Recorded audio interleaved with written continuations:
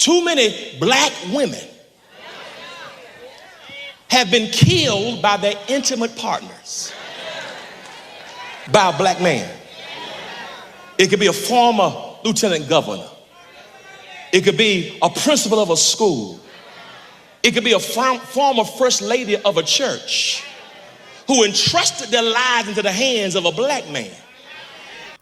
This is a really sensitive topic and I didn't want to talk about it, but my twin brother felt like I should bring it to my platform and discuss it. Now, it won't be a lengthy video, I promise you that, because I don't want to be on here crying. I mean, I'm sure that you've seen me on a couple of videos already crying my eyes out. And so this is just one where I don't want to do that today. I just want to encourage some women with what this pastor has to say, because maybe I could save somebody. Maybe what he's saying could save somebody's life. So I want you to listen to what he has to say, and then I'll give my commentary at the end. Just over the past 2 weeks, this past week, a man killed his wife and himself with his kids in the house. And I'm not talking about thugs. I'm not talking about guys in the hood. I'm not talking about pimps. I'm not talking about YNs. I'm talking about JDs, Esquires, doctors, former lieutenant governors. What is it that's happening with us black men? Well, how we've been raised and socialized has us devolving because we don't share the pressure we're under. Some of it has led to mental illness. Some of it has led to us thinking that we are better in a hierarchy, where we now view women as property and second-class citizens. I want to say to you, brothers, that it's okay to view your woman as your woman, my woman. It's okay to see that from a standpoint of relationship, but never ownership. Yeah, there's absolutely nothing wrong with you looking at her and say, who woman you is? Say mine, say mine, say mine. Tell me you mine. Tell me. Come on, y'all help me. Y'all get through love and endearment. Tell me who that belong to. It's yours. Say it. It's okay to say it from a perspective of love and endearment and romance. Come on, y'all help me preach. Don't act like you don't know what I'm talking about. But it's another thing when you are using that as a perspective and pronoun of ownership. Now, it's okay from relationship, but that woman is not yours as property.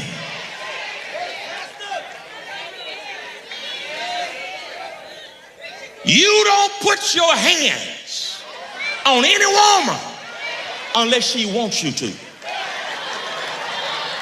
Y'all got the brakes on, dude. Y'all got the brakes on, dude. Y'all make. I thought the ladies would say something. Nobody said nothing.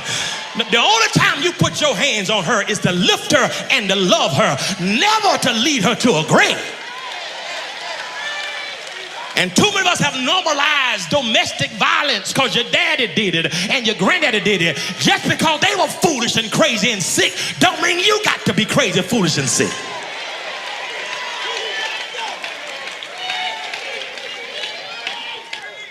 A woman who held you down, black woman, went to dental school, had her own practice, involved in her community, took care of your kids, primary guardian, cook, care, finance, and then with the primary breadwinner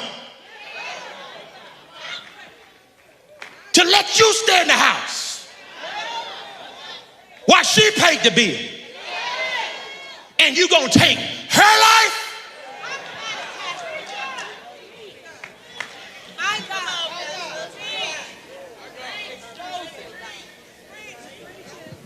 If you got to beat a woman, you don't need to be with her. If you got to beat a woman, you need a psychologist and a psychiatrist and some healing to get yourself together. Because if your love can't keep it, your fist won't either.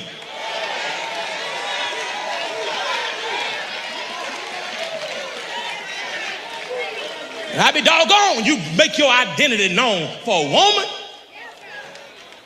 or a man? And you want to die and kill yourself because of a man or a woman? How does a man kill a woman over a woman?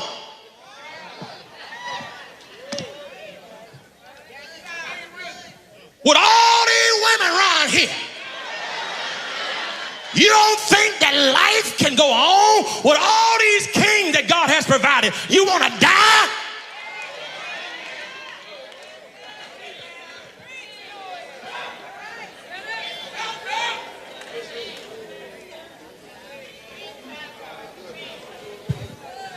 It's because we can't handle pressure.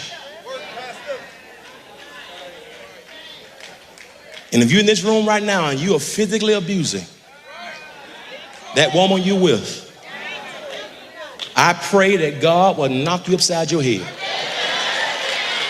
I don't care how crazy she is. Leave. Even if she hits you first, you ain't got to hit her back. Just restrain her.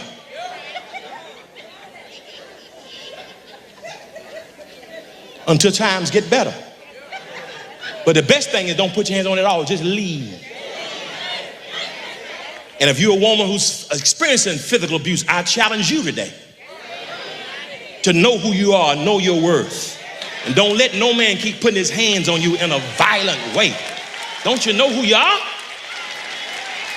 I'm glad this conversation is being had in the pulpit. And if you have seen my videos, I don't like too many things discussed in the pulpit. But this is one that should be, because it's in the commandments that thou shalt not unalive. And I'm saying unalive because of YouTube and their restrictions, okay? So I think that he hit on a lot of things. But there is one thing that I want to add to his sermon, if that's okay. Men are not the only ones who are abusive to women. Women are also abusive or can be abusive. And I think that everyone should keep their hands to themselves. Now, I know in a perfect world, we would. Nobody would fight. Nobody would argue. But things do happen. We have to learn to take control of our emotions.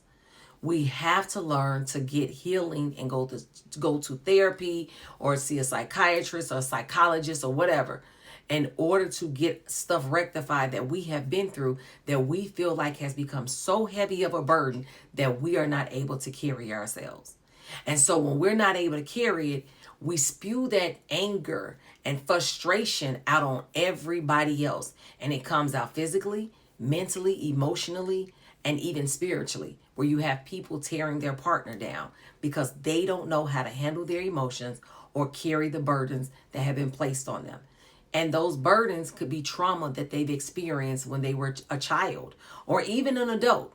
Doesn't even matter. But we have to know when it is time for us to get some help so that we don't run our loved ones away or hurt them to the point where we never see them again.